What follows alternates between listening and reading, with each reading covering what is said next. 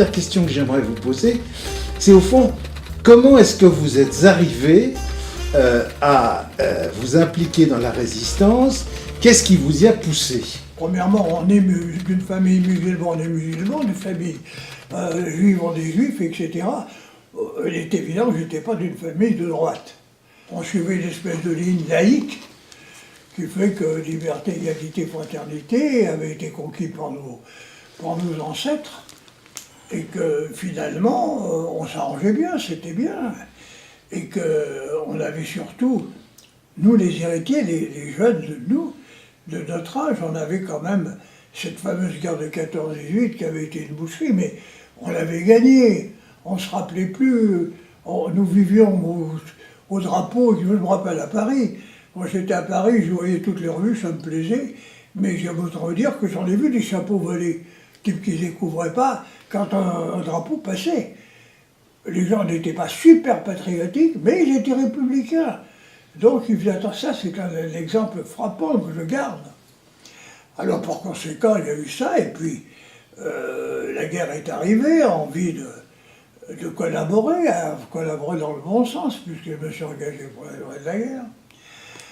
Et puis la défaite, cette défaite qui a amené des gens que je n'approchais pas particulièrement, travail, famille, patrie à la place de liberté, égalité, fraternité, c'était pas mon job, ça ne me plaisait pas beaucoup. Et naturellement, tout ça, ça a fait clic, clic, clic, de pire en pire, parce qu'il y avait ceci, il y avait cela, on était serrés, et il y avait les Allemands quand même, les Allemands qui étaient en France, les Italiens qui nous ont fait beaucoup de mal, psychologiquement. Alors, évidemment, tout ça faisait qu'on avait un état d'esprit plutôt révolté. Vous êtes parisien? Non, je ne suis pas parisien, parce que au début de la guerre, à la déclaration de guerre, à Paris, le gouvernement avait dit tous les gens qui ont des parents en province et qui peuvent le faire, envoyez vos enfants en province. Donc moi j'avais mes grands-parents qui étaient ici, j'étais de la Drôme, je suis revenu à l'école supérieure de Cré. J'ai continué à Cré jusqu'en 42. En 42, où je suis passé les démarcations en foot pour monter à Paris, parce que mes parents m'ont dit quand même, rester à rien foutre ici, c'était pas... Mais à Paris, voilà que on voit les affiches, victimes des affiches, l'armée d'armistice. L'armée d'armistice qui devait être une nouvelle armée, la pépinière d'officiers, sous-officiers, comme l'avait été la Wehrmacht. Et on s'était foutu ça dans le crâne, et rien pouvait nous contredire. On croyait vraiment 100 000 hommes, oui, mais 100 000 hommes qui un jour reprendraient les armes. Ça, c'était indiscutable pour nous. Ça. Je suis donc engagé, je l'ai pris froidement pour 4 ans, folie d'ailleurs, bon, bref. Et je suis rentré dans l'armée d'armistice, et la seule chose qu'Hitler a bien fait, c'est nous démobiliser en 42, parce que d'un seul coup, je me suis retrouvé civil en 42. Parce qu'au fond, il y avait pour vous une sorte d'ambiguïté. Vous vous disiez que cette armée, un jour, se retourne... Ah oui, ça c'était indiscutable, ça, pour nous. Pour beaucoup autour de moi, les gars qui étaient là. D'ailleurs, c'est si vrai qu'au départ du gouvernement Pétain, vous savez comme moi, on se disait « Oh, mais il y a un accord entre De Gaulle et Pétain ». Ça n'a pas duré, mais ça courait. Personne ne pouvait croire comment ça allait se passer. Tout le monde croyait qu'il y avait un accord tacite. Ça a commencé à foirer à Versailles-Québec. Là, ça a foiré indiscutablement. Mais au départ, ouais, on remettra ça, c'est sûr. Hein, bon, alors, en quelque sorte, dans notre folie de gamin, on disait on sera prêt. On se voyait déjà avec les galons dire oh, nous, on va mobiliser les gars, on va y aller. Mais bon, on n'y est allé rien du tout, parce que l'armée d'armistice, c'était la pauvre armée comme il y avait avant, les mêmes conneries, c'était pareil. À ce moment-là, j'ai été démobilisé, j'étais à Vichy, quand j'étais démobilisé. Je suis remonté à Paris, je suis rentré au chemin de fer, où je suis resté un petit bout de temps, et puis à la classe 43, STO. Et à une semaine près, feuille de rappel de l'armée pour servir ou dans les postes de guet, où ils avaient eu idée, ça n'a pas été très concrétisé, mais quand même, de faire l'accompagnement des trains allemands par des Français. Alors, inutile de vous dire, j'ai pris le sac et j'ai foutu le camp, j'ai dit maintenant je me tire.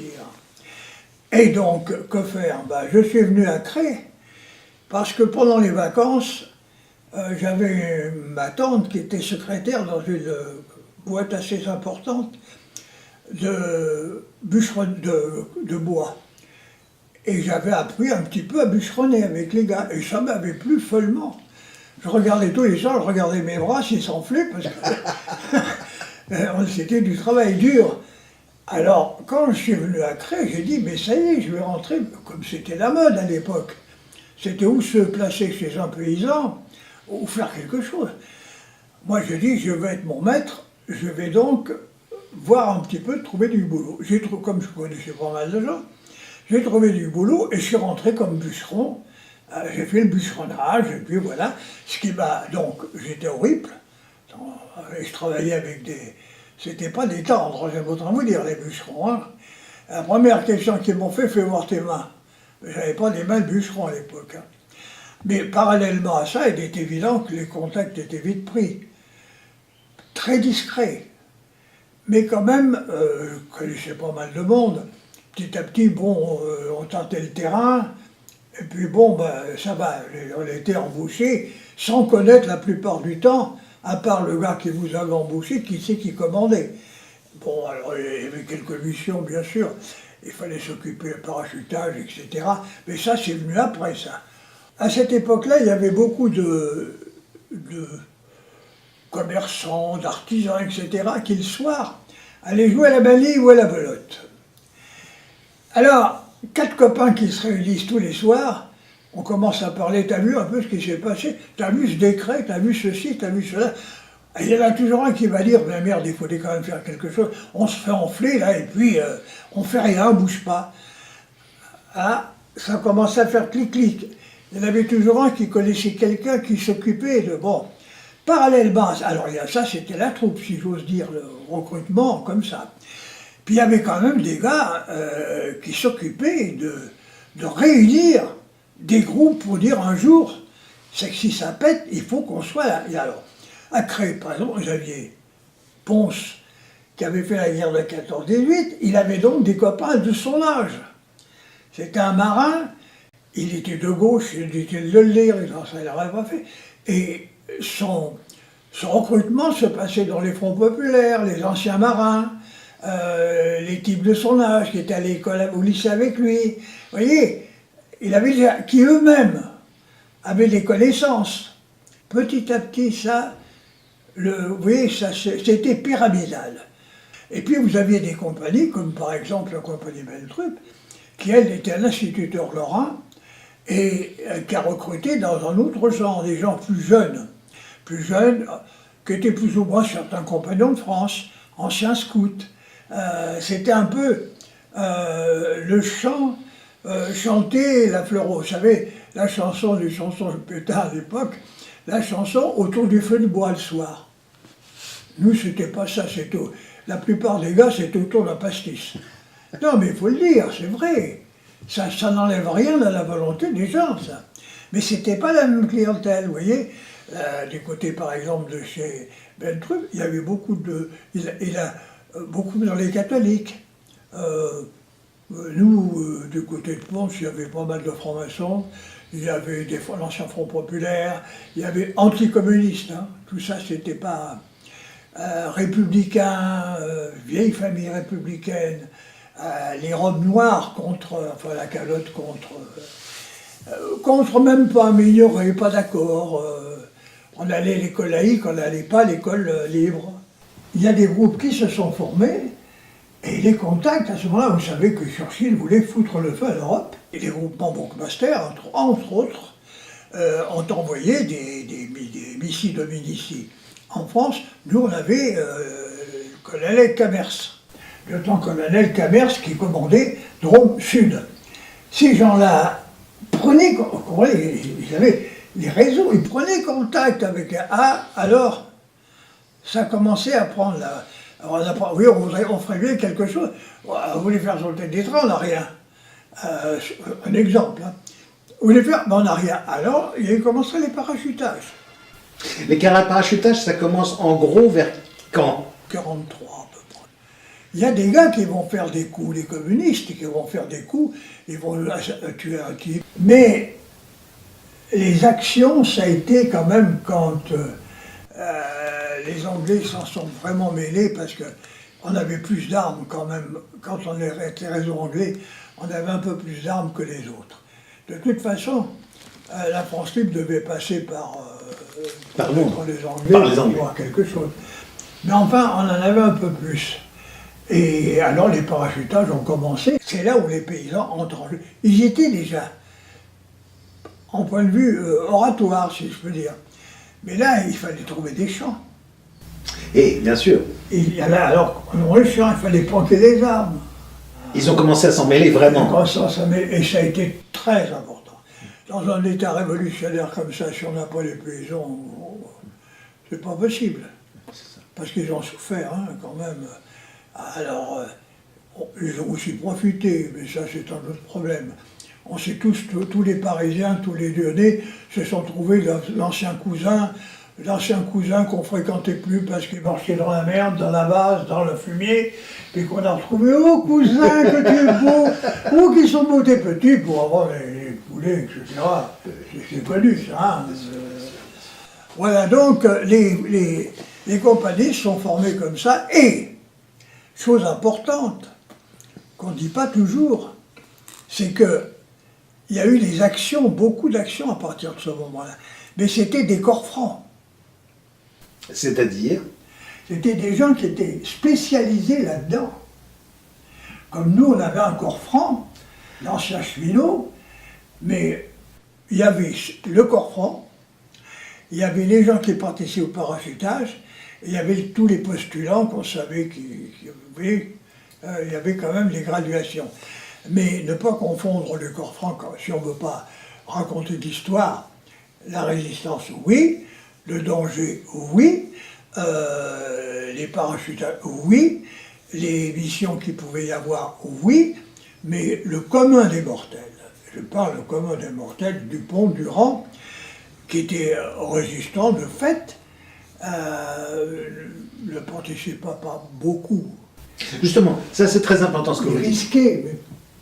Parce que, justement, au fond, quelle était la différence des tâches? On comprend dans ce que vous venez de dire que les corps francs, excusez-moi l'expression, c'était des durs. Ouais. On était dans de l'opérationnel et ça faisait des dégâts. Et en plus, il y avait une situation qui leur permettait d'user de ça. Par exemple, nous, notre corps franc, c'était que des cheminots. Oui, à cause des trains qui... Ah ben oui. Eh oui. Ils connaissaient la technique, ce qu'il fallait faire sur une locomotive, et ils étaient sur place. Alors il était évident. Et en plus, il fallait que les Allemands devinent, parce que le type il faisait son boulot bien gentiment, et par derrière, mais ils ne le voyaient pas, ça. On va appeler ça, pour faire simple les durs.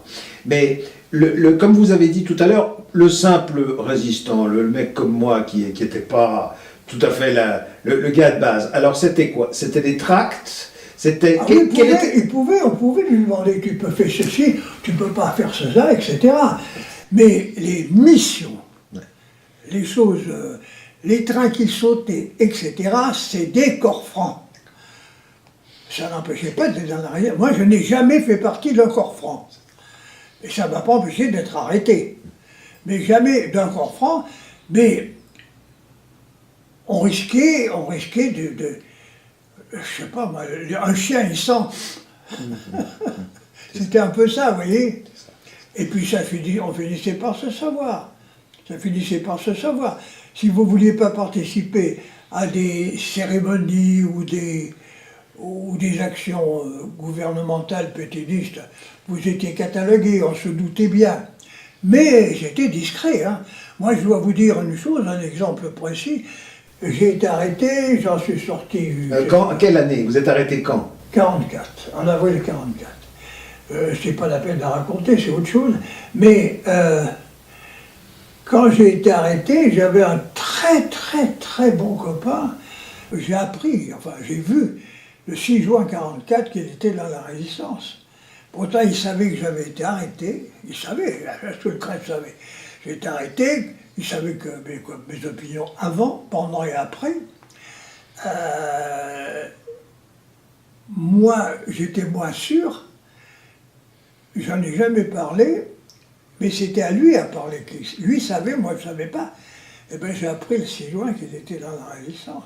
Du point de vue de l'ambiance générale dans ce pays, est-ce que vous vous sentez à l'époque, est-ce que j'ose dire un peu surveillé, est-ce que vous faites attention, est-ce que vous craignez qu'on puisse vous balancer? Ah, c'est difficile à dire, vous savez. Moi, ce que je vous dis là, c'est ce que j'ai vécu.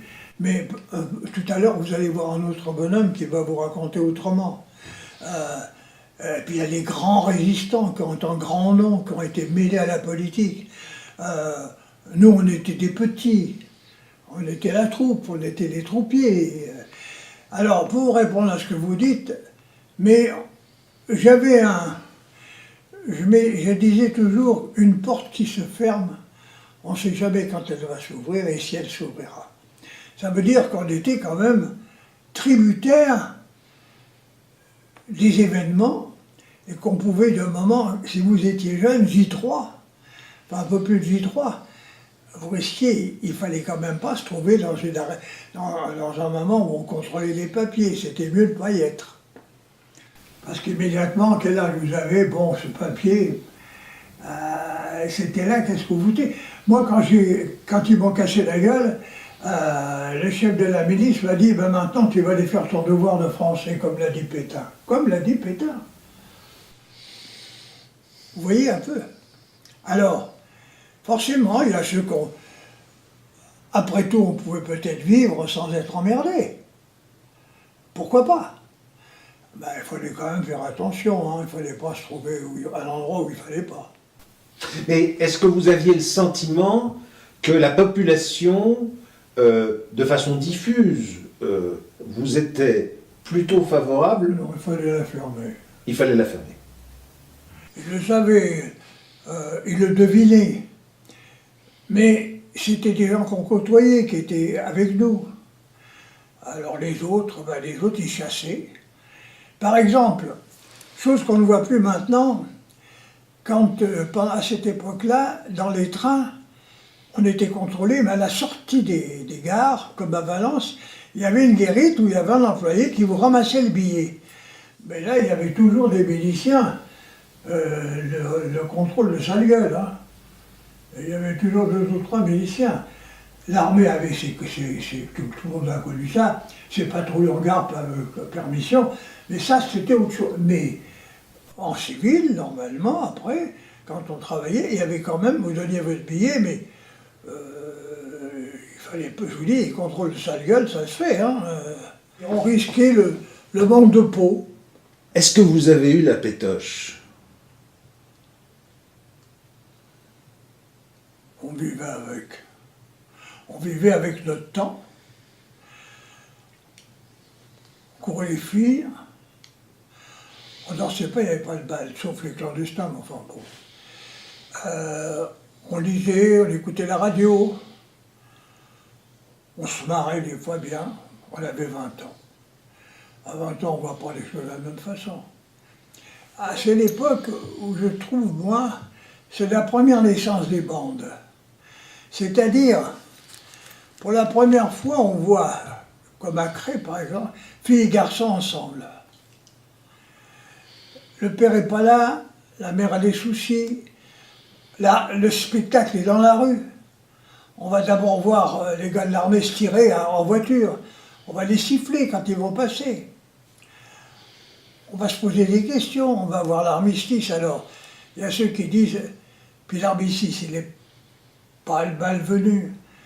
Tous ces types qui sont sur les routes comme ça. Alors, les positions commencent à se prendre là. Et puis nos 20 ans reprennent, nos 18 ans reprennent. T'embrasses une fille qui te fout du reste. Seulement, petit à petit, ça va se serrer, tout ça. Carte d'alimentation, contrôle des jeunesses, les cartes de travail. Alors, il est évident que on va passer d'un pays libéral à un pays dictature, quoi. Il faut faire attention à tout. Voilà, autrement. Alors, d'autre part... Celui qui a voulu continuer sa vie normalement, bah, il va à l'école, il est chez papa, maman, mais il n'y en a pas beaucoup. On va prendre des positions, on va commencer on va naître avant nos pères, si j'ose dire. Vous comprenez? Parce que on va prendre des opinions, on va être contre ou pour. Vous avez rappelé, par exemple, Bentrup, le commandant Pons, etc. Évidemment, cette explication, on la rationalise après coup. Mais j'imagine que sur le coup, si je suis le gars qui vit à Divageux, est-ce que cette clarté de l'organisation à ce moment-là est aussi nette? Non, non. Hein? Non. Pons a ses copains, Bentrup a son équipe autour de lui, ses copains aussi, Chapoutin a ses copains. Tous ces gens, de temps en temps, se joignent parce qu'il faut trouver des cartes d'alimentation, il faut tricher un peu, il faut ceci, il faut ça. Alors, se rendre des services, mais on ne connaît pas les effectifs. On ne connaît pas qui, on ne connaît pas les effectifs. Les trois se connaissent ensemble. Ils savent bien qu'ils sont dans le secteur. Mais ils connaissent leurs collaborateurs immédiats, mais ils ne savent pas qui viendra. Nous, le 6 juin, c'était bien incapable de savoir qu'on serait plusieurs centaines à venir toucher des armes au champ de foire. Alors qu'il était le patron et qu'il aurait dû le savoir. Alors donc, Pons ne sait pas, justement par cette fonction pyramidale, parce que le 6 juin du matin, moi les copains viennent m'appeler, ils sont là, bon, j'appelle mes copains, et on va se trouver tous au champ de force. On sait qu'il faut le champ de force plus que les armes. Point final. Mais Bentrup, c'est pas ça. Lui, c'est qui fera quoi. Parce qu'il est... Ça m'ennuie de parler de lui, parce qu'après tout, il est un peu modèle scout, compagnon. Enfin, il sait qui fera quoi et qui commandera qui. Nous, on ne sait rien. Nous, on va trouver des mecs de 40 ans, 50 ans, je sais pas, tout de suite. Et ça, c'est le caractère de Pons, excusez-moi, qui est un peu bordélique, ou bien est-ce que c'est parce qu'on garde un peu le secret sur ce que sera l'organisation? Les deux. C'était un homme après, par exemple, lui, c'était un homme après d'organisation d'ensemble, mais il est évident que c'était pas la même caractère, c'était pas pareil. Pons, c'était un réseau sous commandement anglais. Bentrup était AS, nous on est devenu AS, et il était de formation plutôt militaire. C'était un peu différent.